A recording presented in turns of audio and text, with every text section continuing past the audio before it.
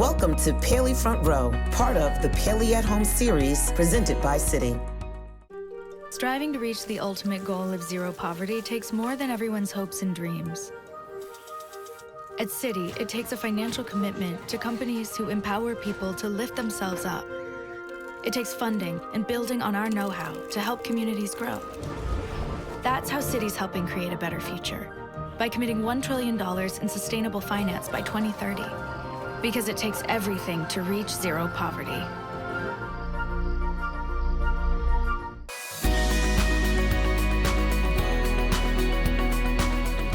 All right, we got a lot of chairs to fill, so let's start introducing everybody on tonight's PaleyFest New York Manifest fourth and final season panel. And it all begins with showrunner and executive producer Jeff Rake.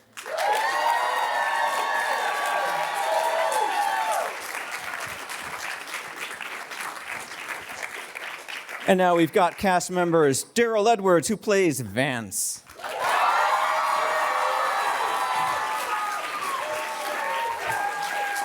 Holly Taylor, who plays Angelina.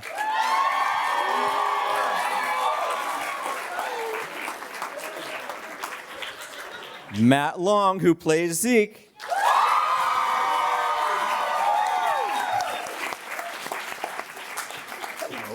That was some Prince Charming level applause you got there, man. Oh, wow.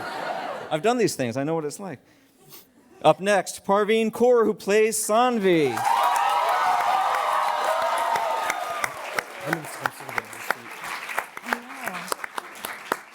You first met him in the season 3 finale, Doran, who plays Cal.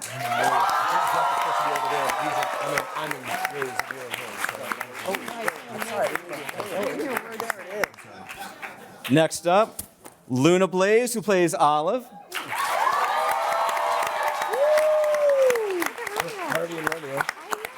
J.R. Ramirez, who plays Jared.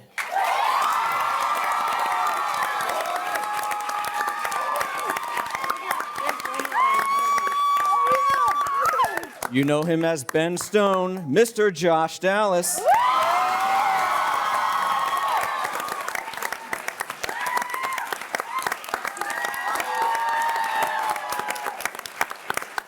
And last but far from least, Melissa Roxburgh.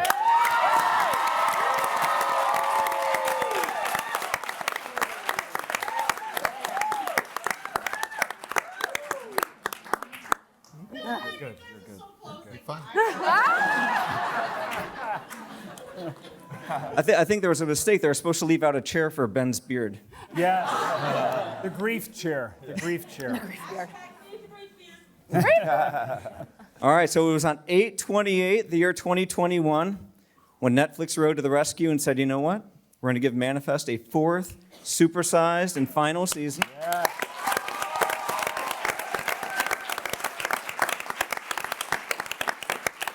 Dang episodes coming in 2 10-episode batches. The first one comes on November 4th. Who's got the best anecdote about getting the news about the show being saved? I don't think I do. Oh, I thought you did. No. Was anybody like free soloing El Capitan when their phone rang? Or? I wish I was that interesting. I was like writing down the PCH. It changes. Oh, but that's not. She was in Malibu. She was on the beach. Period. I was on the beach and I was with my friends and I was like, that's my anecdote. I think we all kind of found out in snippets, so it was pieces put together. Jeff, you've probably seen some peers of yours over the years have their shows get saved. What was it like to be on the receiving end of such a display? I mean, it was incredible. It seemed impossible. It seemed like something you could, it seemed even silly to wish for, right? And because shows get canceled all the time, right? Your favorite show throughout your life, it gets canceled all the time, right? And then shows come back, canceled shows come back like never, right? Like once in your lifetime. And so it was something I couldn't even wish for because it seemed so impossible. But I think we've taken impossible off the table.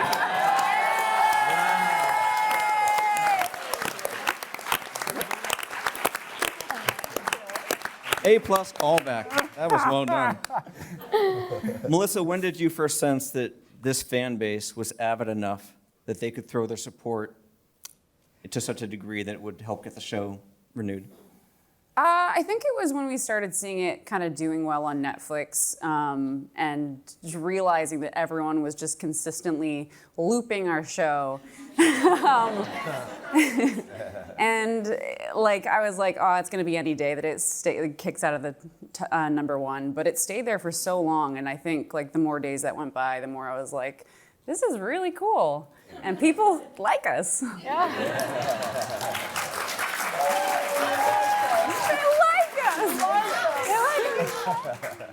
Well, speaking of that, what was your all's Comic-Con experience like this past summer? A few days ago? Yeah, a few days ago? No, the New York Comic-Con, sure. Yeah. Who are you asking? Yeah. Anybody. Any of the actors. I mean, it was a full room. It was so exciting to see, like, just everybody come out. You know, it's such a good time out there. So, yeah, it's just, the show has just crossed. I think Netflix has such a huge part to do with that, too. It's just, I've been seeing a lot of, like, Philippines, Colombia, Argentina, like, so many places are just... Globally. It's just such a different thing. And thank you guys so much, because we wouldn't be here without you.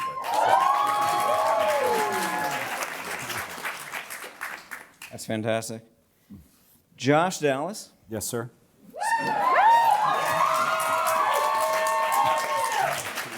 It's been a year and a half since Manifest fans have seen an episode of the show. Tell us, number one, will it be worth the wait? And number two, why is your answer yes? Is he going to say no, though? Don't watch. Yeah, don't watch. Yeah, don't it's Why is it worth the wait?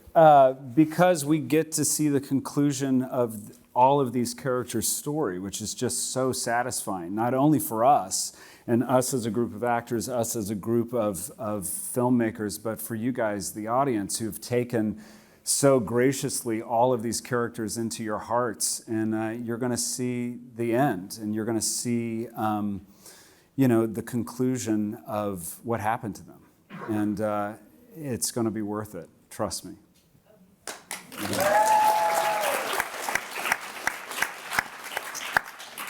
Jeff, so you got your season 4, but you had a 5-season plan for the show.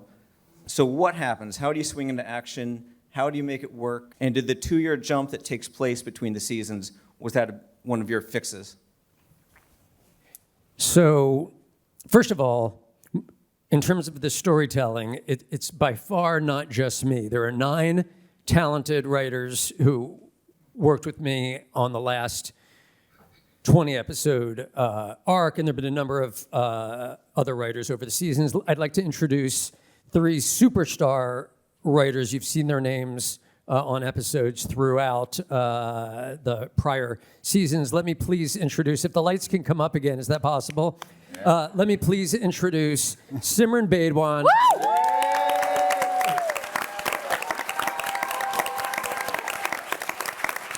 Laura Putney.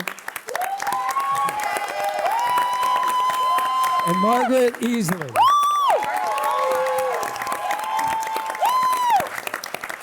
So Simran and Laura and Margaret and I and 6 other writers had a lot of work to do when we sat down about a year ago, a little more than a year ago, and we had to figure out how to fit the remaining story into 20 episodes. So we had originally envisioned 3 more blocks of storytelling, and now we had to fit it into 2 blocks of storytelling. So the biggest trick there, or the biggest challenge there, was just thinking about cliffhangers, because when we break our stories, we're really most importantly thinking about end of arcs, right? You're always thinking about, well, what's the season finale? And let's work backwards from there. And then you go, well, what's the halfway point of the season? And so that was the starting point, to think, okay, so we have 2 blocks of 10. So therefore, we have a halfway point and then the finale. Well, we always kind of had the big ending, and so now we have to go. Okay, so instead of 2 finales before that. We're only going to have one finale before that. So what's going to be our halfway point? And then we have to work on that. And then backwards from there. Okay, halfway point to the halfway point to the halfway point, and then halfway point to the ultimate finale. It's complicated. And so we kept breaking it down in half, and then in half again. And we have boards all around us. And we just kept breaking it down. We knew the main story points that we wanted to hit originally, and so now we're just reorganizing. All of the story that we always intended to tell, you're going to get it all, folks. We didn't cut anything out. We just reorganized. Ultimately, you're going to get a tighter 20 episodes than the 30 episodes you would have gotten had it been 3 blocks of 10. We didn't cut any story about these characters. We didn't cut any mystery about the plane. We just made it as tight as it could be. And so you're going to see the same story we always intended to tell. All right.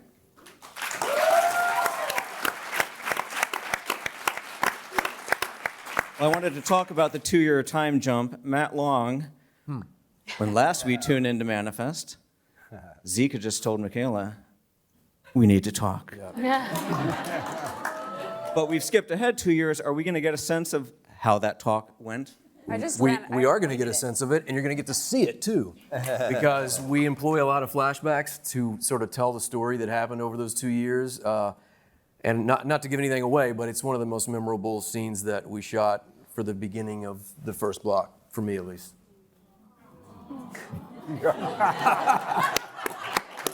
Wow. Anything to add, Melissa? Yes.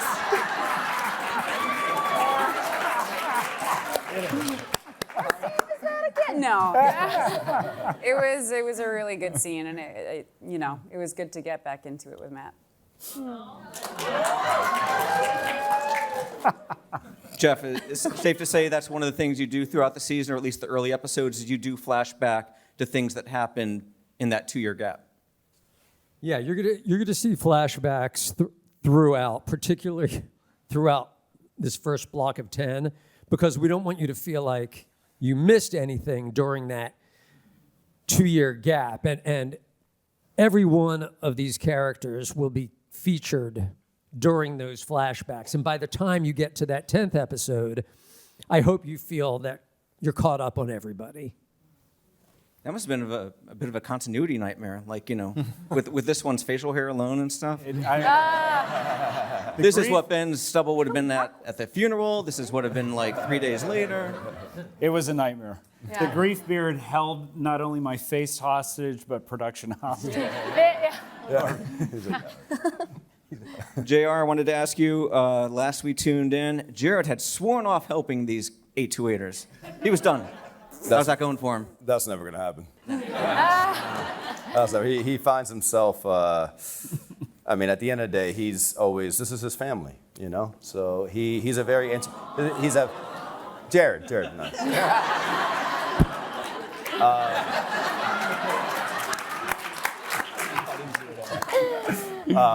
He's a very intricate part this year in helping them find the lovely ticking time bomb that is this death date. So he's always going to have their back and get in trouble, and he gets demoted. Obviously, they showed that, so I think I can say that. I'm so scared about what to say now. How are you liking the street? I can't really lose my job at this point, but I'm so scared about what to say. How are you liking the street cop blues? Yeah, he's not a detective anymore. He's just he's a regular cop. He got in a little bit of trouble over the 2 years, so you'll see what happens. But Those damn stones. yeah, always. Speaking of trouble, Holly Taylor.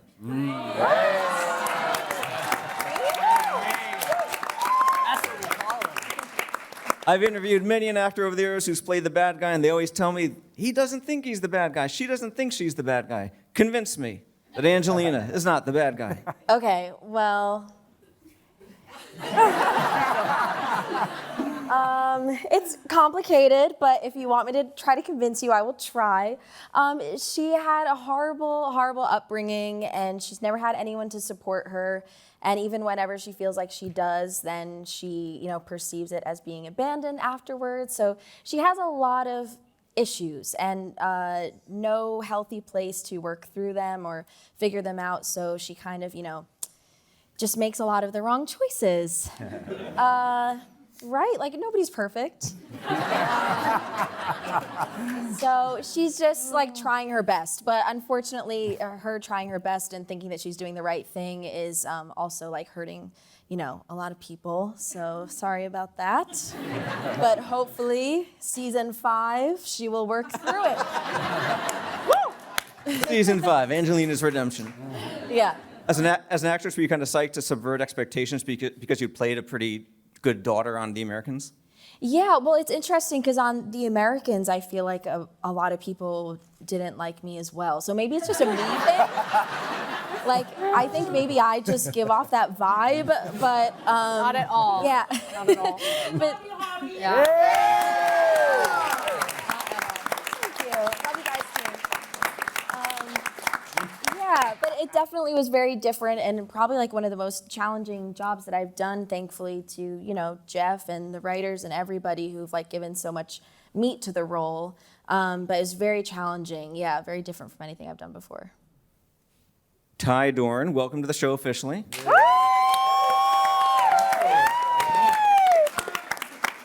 5 years older, Cal seems a bit committed to the stubble. Is that just simply because he hasn't learned how to shave yet? Yeah. I think part of the logic is there. I got to prove that I'm older. Because without the facial hair, I look about the same age as Jack. A child. And his dad clearly didn't teach him, so. Yeah, exactly. Though I couldn't get it quite grief beard level. I've been trying for a full year now, and I couldn't quite achieve that scruff. Oh, God, if only. One of our TV line readers sent in the question. Alicia asks, now that Cal is older, does he deal with the callings differently? Yes. He does. He's less of an artist, but that may be just because Ty's a terrible artist, and we didn't want to include any of that. Being an adult now, he is allowed a little more freedom, as much as his dad doesn't like that, to participate in sort of the activities of like, taking care of the lifeboat and dealing with the callings and all of that stuff. So he is a little more active, willing to put himself, he doesn't have to run away as much anymore. He's just sort of taking charge, catching the train. Jeff, was that in the auditions for the older Cal that, can you draw a dog outside a house with a poodle and a giant sunflower? We were so lucky to find this guy. I mean, he vibes Jack Messina, and he turned out to be the nicest guy in the world. He's the greatest actor. You're going to see him put in so many really crazy situations and things that seem so unbelievable. And yet, like the rest of these actors, there's something so grounded about this young man that you just go with the ride. You believe him and you believe his journey because he's just so talented and so grounded, and I felt so lucky when we came across this guy. That's so sweet. Yeah.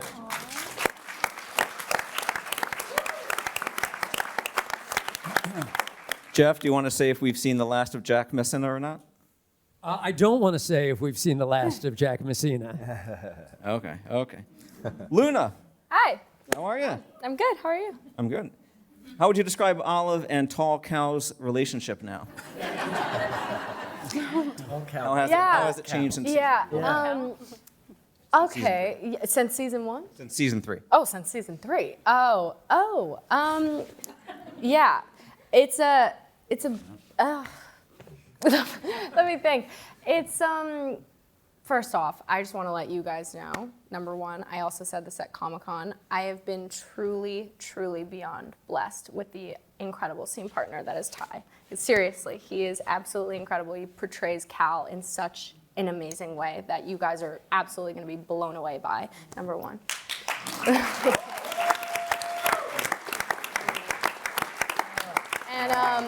And number two, Kai. Kai. Yeah, Kai. Nice. That's nice. Okay. No, Cal and Olive, they've always had this amazing connection over the past couple of years. And this season, they are put in a place where they're very close with one another for a while. And they get to make a strong connection. I feel definitely some twin situations going on this season for sure. I feel like Jeff is like staring at me as I'm like staring at you right now. Don't you dare. I have no idea, and I have like all of them looking at me too over there, so I'm like, yeah. But it's definitely really, really great, and we've had the most amazing time this season. I've had an incredible time filming with Ty, and yeah, Olive is, it's a lot of growth for her this season, I think. All right. Parvenu, I imagine you must have some great stories about falling off a Coast Guard boat into the water. Tell me about filming that scene. Was there a boat even? Where was the water? How deep was the water? Did Josh actually dive in after you? Yes. Yes, absolutely, yeah.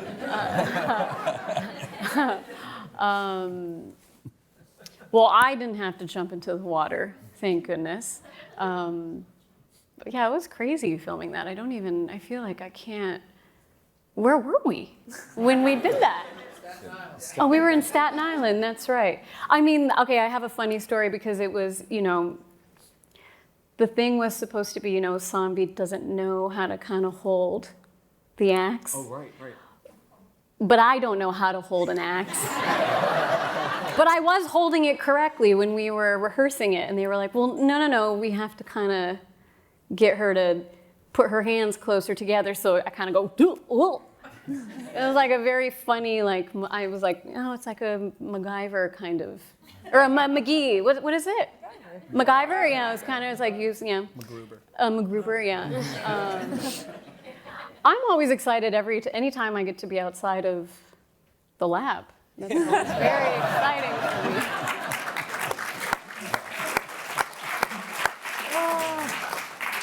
What would you say is Saanvi's biggest challenge in season 4?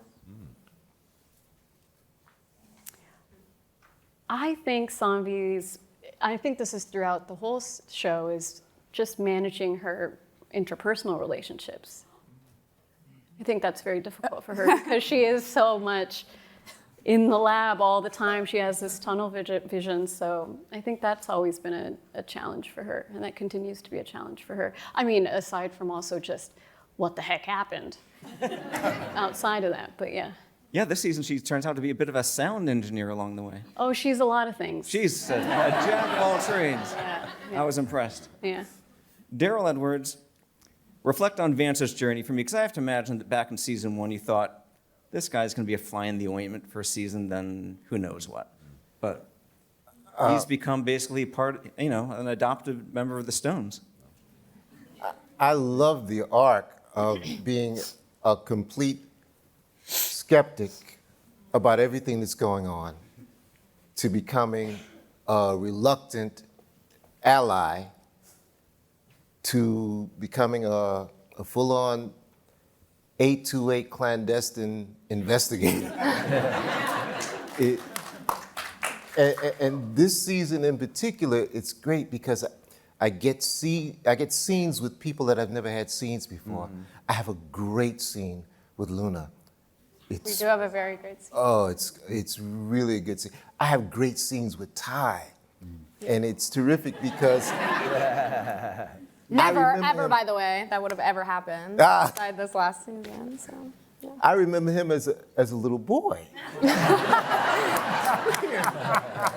No, you've really watched me grown up. It's crazy. The last thing I say to you as a little boy is, you remind me of your father, and you say thank you, and I said it wasn't a compliment.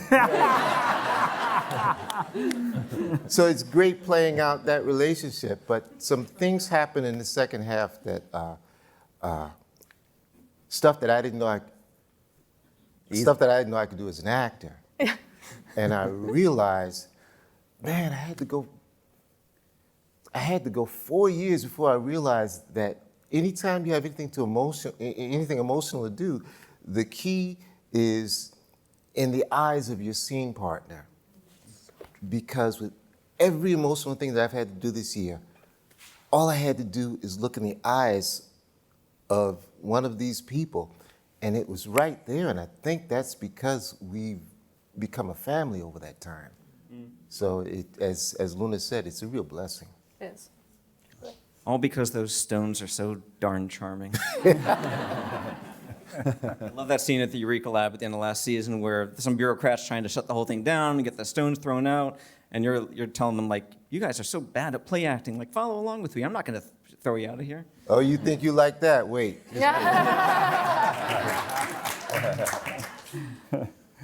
Matt, now that we have a reader asking, now that we know about Zeke's empathic abilities, will that ability evolve this season, and will it have an impact on his marriage to Michaela? Yeah, definitely. On both questions. It will evolve to the point where it sort of becomes his identity, really. And I don't know that he quite knows who he is without it. And it puts him in a really dangerous position. And it will then affect us for sure. I mean, it's like I'm teasing a lot of things, but I don't want to give anything away. Yeah. And we were talking about this earlier. I don't think it spoils anything to say that at some point someone asked him to be an empath for somebody who's on the telephone, and he's like, it doesn't really work that way. But we're going to stop short of him getting like a super suit and like a cool nickname. Yeah, no, that doesn't happen. Okay. Josh, we've seen in the first episode alone, Ben's in a really dark place. Lost the wife, newborn daughter's kidnapped and missing for 2 years. What's it going to take ultimately to snap him out of this funk, or at least nudge him towards a shower? Hope. I think hope is going to push him that way. And, I think the love of his family and his friends that are around him are going to push him that way. And, his own willingness to look at his grief and to, it's a great quote, actually, Parvenu turned me on to about grief and about, either going away from it or going deep within it. And I think he goes deep within it and he finds a way to live with it in a more positive way than what we see at the very beginning. I hope. I have a reader named Christy asking, this is a great one. We've heard a lot about Ben's grief beard. Will we get to see him shave on screen? The Ben Stone fangirls across the world need to know. It's possible. It's very possible.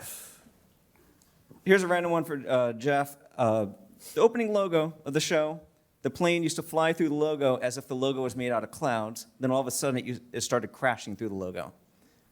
Any thoughts, any explanation for why you changed that?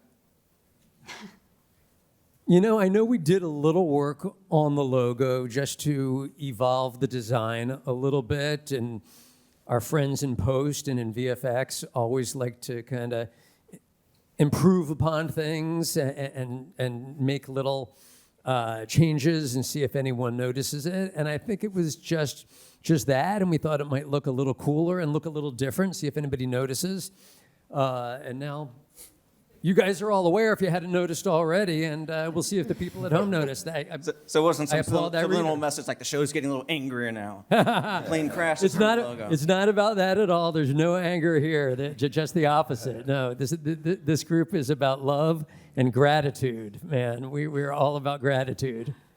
So I'm watching these first new episodes, and there's a scene with Melissa. It's outdoors. She's like on an esplanade with the Brooklyn Bridge in the background. And I'm thinking, and I've thought about this when I watch like White Collar and other shows that film in New York. New York is such a great character in the show. Can any of the actors talk about what it means to actually film the show in New York? There's stuff in New York that I didn't know. I lived in New York my entire life. I don't go places. There's stuff in New York that I did not know. There's like farms in New York. I almost got bitten by a snake in New York. We have shot in Cuba is in New York. I don't know if you know. Yeah. The cemetery y'all went to last season, that's like up the road from me in New Jersey. Oh, really? Yeah. So it's amazing because it is a character in the show. And any kind of thing that you want to portray, you could actually do it here. So it's a lot of fun. Josh and Melissa, you're each directing an episode this season, I believe. Josh?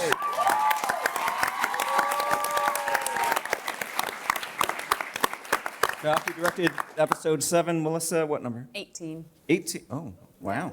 You're bringing it. They weren't quite sure. They left me till the last.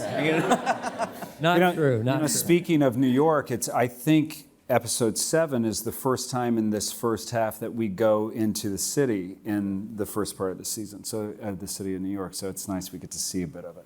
Tell me a specific challenge that you were presented with as a director of each of the episodes you directed. Melissa was a major help.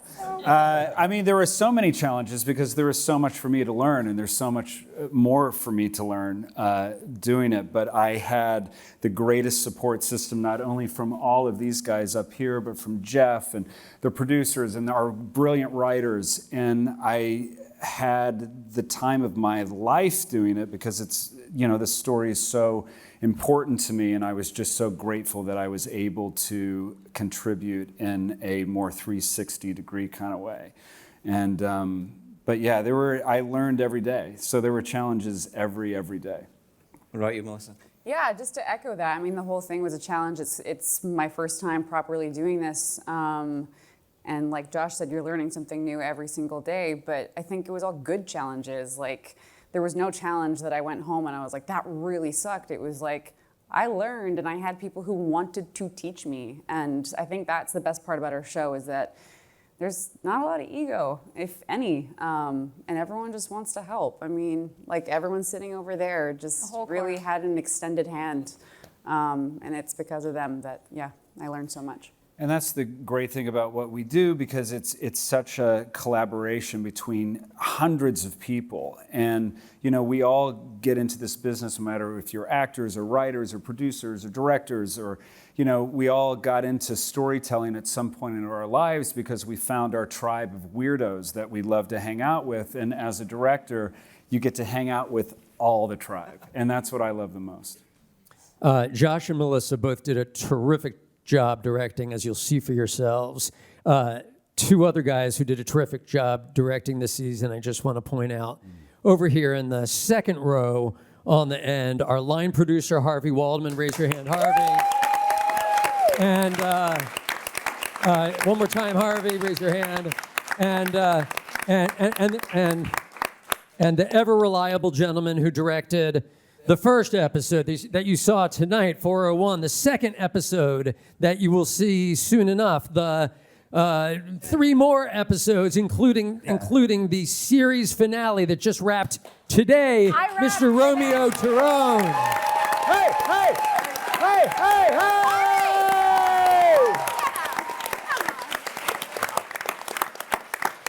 Well, before we go to the audience questions, I did want to say tonight's not just a welcome back party. It's also basically a send-off for the show. It is the final season. Y'all did just wrap the very final episode. You wrapped today. Like 2 hours ago. Like 2 hours ago. Directed by Romeo over there. Yeah. Talk about the kind of emotions that you went through filming your last scenes as these characters. I think it's bittersweet. I mean, I know that we're all going to see each other. Like, the way that we formed a family here, you don't undo, even if you try. Yeah. And so it's not goodbye at all, but I think it's bittersweet in the sense that we're not going to see each other, at 4 a.m. every day. So, yeah, it's not goodbye for us, but it's a see you in a little bit. It's been a really unique experience for all of us because we already went through the goodbye. We got canceled. Yeah. And so that doesn't happen that you get to come back and do it again when that when that happens. So I feel like I mean, for me personally, like I grieved the show last year, So now it's just gratitude and pinching myself daily, really. But wrapping today, it's super, super sentimental to be in front of every single one of you who literally gave us this opportunity to come back.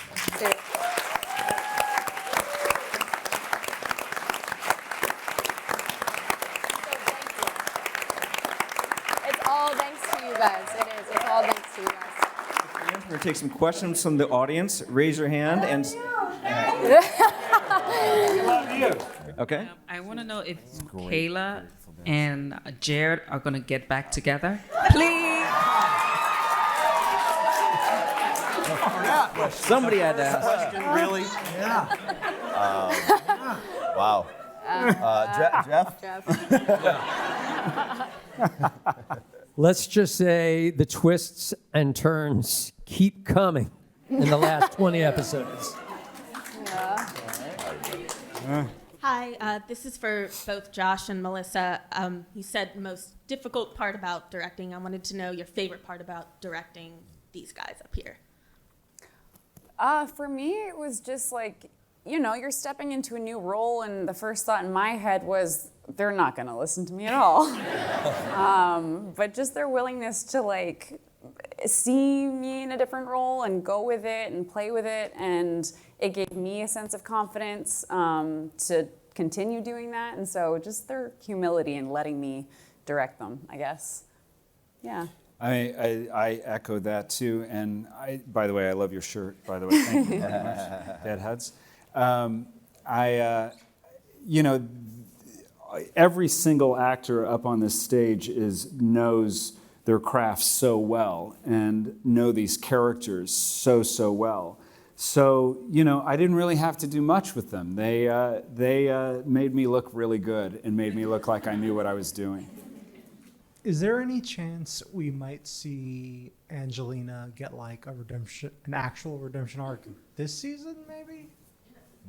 Anything is possible, but I will redirect that one to Jeff. Is she just misunderstood? No. You got me there. Well, I don't know. I think you'd agree that ultimately, we're going to reach a point where Angelina gets to a point of self-awareness, and we understand her a little bit, and we might even sympathize and empathize with her a little bit. But she has a long way to go before she gets there. Yeah, I think that we definitely see, her like humanized a bit, and she's not just doing things for the sake of hurting people. So that's definitely the first step towards that arc. And then we'll see from there what decisions she starts to make. Yeah. How was it coming into like later on in the season, and like the cast was already so close? How was it for you to join later on? I got bullied every day. I had no one to sit with at lunch. It was really hard. Yeah, we believe in hazing. Yeah. I'm still waiting on that, actually. It might be tonight. Yeah. It has been, I really can't. I want to echo what Luna said earlier about like what a thank you it is for the show coming back and how you guys made that possible. It has been like rarely do you get such like a clean chapter of your life broken off into like a year. Because I don't live out in New York. I live in Los Angeles, so I've just been here shooting the show. I know, it sucks. But this has been like something that I will never forget. Working with these people and getting to spend time. Everybody up here, everybody sitting over there, everybody at the rap party right now, having a good time, celebrate. No, I don't mean, guys, we're fine. We'll get there. Don't worry about it. Closing it out. But the crew, it has been absolutely fantastic, and they were so welcoming from day one. Like all anybody wanted to know was like, who are you? Where are you from? What do you like? Like, what can we go do? Let's go see plays. Let's go, all sorts of stuff. It's been really, really, really fantastic. It's just such a shame he's such a boring person. Yeah. It's true. What a snooze. Yeah. I have another question from the person behind that previous person. Is TJ coming back? As you guys may have seen in the trailer, Olive has a little sparkle in her eye. Yeah, TJ's coming back.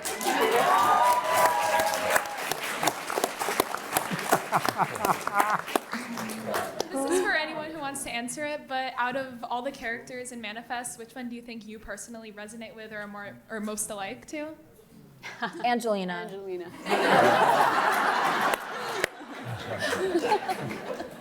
Angelina. Right, we can all agree. We're all Angelina. Yeah. Sorry. Anyway. Angelina gets things done. Yeah. Who else do you guys vibe with? What characters do you like? I said this in Comic-Con, and I'll say it again. I love the way that they wrote Zeke's character. I think from the beginning, he came in, and all. It is. He came in with such rich, just complex storytelling that he had to sink his teeth into. He did such a beautiful job doing it too. So, yeah, for me it'd be Zeke. Angelina's really pretty good though. Not gonna lie. Thank you. Especially this year. I'd like to be Cal. Yeah. I would. I don't know. Tap into that twin thing. I'd like to be Cal for a day. See how Also, that real goes. quick, before we wrap, I just want Friday with you. Maybe once get a calling, you know? Just like once, just be like, oh. Yeah. Pretty good. Is that good? You know, what? She was doing calls the whole time. Smoother than that. It's more just like a. I just want to You'll see it a lot this kudos to that man over there and casting and whatever, because we've all worked a good amount on this in this business, and I have never been a part of a show where brother and sister have had such. I mean, these two have their own language. Yeah. Like they have jokes, no one understands what the heck they're saying, and like they're dying. These two just came together, and it's the same thing. Like it's just such a incredible kind of bond that they created, especially these two so quickly too. It's just like so kudos to them. Literally, they have their own language. I hear you, man, because whenever I write about the show, I don't just call it a supernatural show. I call it a supernatural tinged family drama. Yeah. Because it is, the family part is so prominent in it. Massively, yeah, massively. I wanted to run a couple of quick ones by Jeff before we're done. The death date is June 2nd. 2024. That's right. Are we going to get a time jump during the course of this final season to get us a little closer to it? Couple times. All right. A lot of hair change. We've been asking questions all along, like, why did these people go through this experience? Why did Cal suddenly turn up 5 years older? What happened to Captain Daly in the plane at Eureka? What's a question that we haven't been asking that maybe we should be? That's a great question. Nice. Wow. Good question. I don't think he's ever been stumped. I got an easier one. Will everybody on the stage make it out of season 4 alive? Oh, wow. Woo! That's a good question. Wow, you never know on Manifest. Yeah, you never know. You never, will everybody make it out of episode 402 on Manifest? Hey. No, yeah, that's an anti-spoiler. Everybody will make it out of 402. Now, I think everybody's been asking all the right questions. You're really good students. You pay close attention to the mythology. I'm always impressed. We sit in the writer's room and we spend way too much time scrolling through Twitter and Reddit and Instagram and Facebook, and you're all really watching the show in ways that are alarmingly close to exactly the kind of things that we're thinking about. So, it's very unnerving to see the questions that you're asking. So keep asking. In some ways, is the show ending right on time because you're running out of airplane puns to use for the show episode titles? Really good point. Yeah. All right, anybody got some last questions for? Oh, there we go.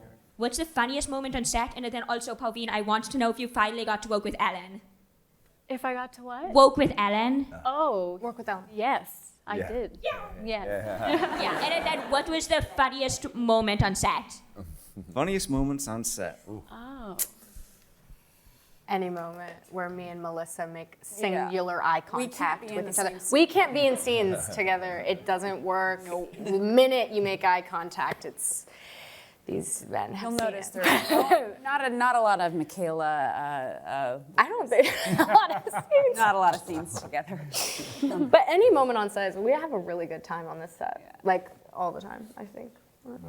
It's Funniest pretty moments? great. Well, because the way you shoot TV, everyone has their own coverage. So when you're on the other side and someone else has to have a calling and they don't get to see, right? Because obviously the callings you transport, you shoot scenes, but the actual getting into them, right? You just have to sort of imagine what that's like.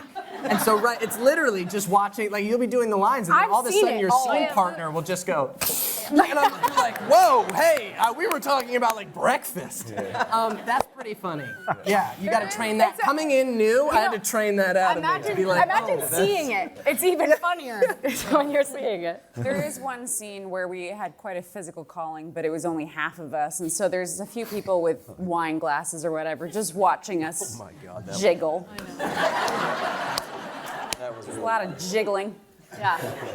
Also, like anytime there's like turbulence or something of some sort, and like it'll be like the camera moving to help us, but also just all of us like this for no reason, or like flying across the room dramatically. So yeah, it's very humbling doing all of that, but it's hysterical. Josh Dallas is a 9-year-old boy. So anytime he gets bored or tired, it is the funniest thing that you can imagine. You'll see him swinging on chandeliers, rolling across the floor on a chair, trying to make you laugh. Singing. Yeah, a lot of singing. A lot of singing. Raise your hand if you were surprised where your character ended up at the end of the series finale.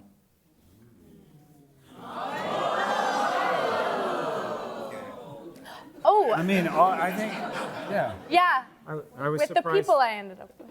Yeah. Yeah. I think the entire ending is surprising. It's all surprising. Yeah. Yep. Yeah.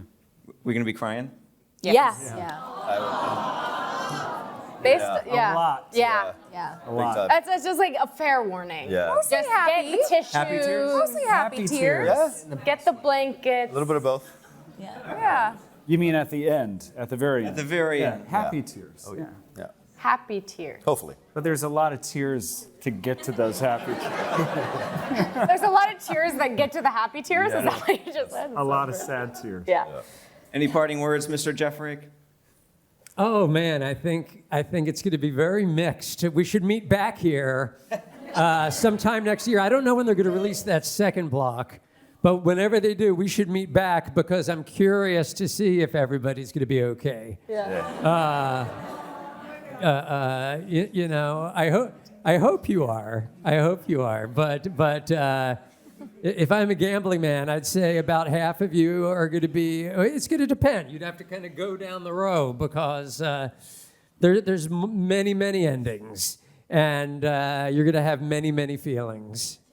But I'm so delighted that you stick with the show, that you've stuck with us for so long. It's been so long. I love that you remember everything that's happened and you feel so strongly about it. And I think you're going to have those same strong feels for this 10.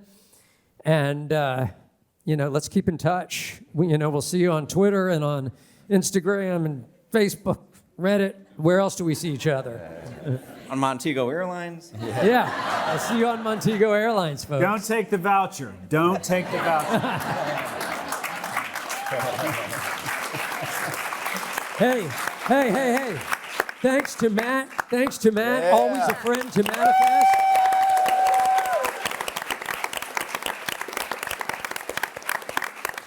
Thanks to the Paley Center for having us tonight.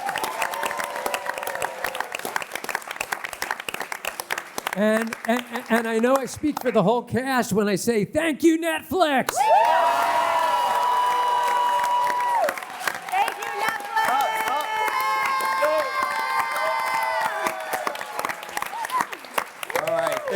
Thank you so much, everybody. This was fantastic. Thank you, everybody, for coming.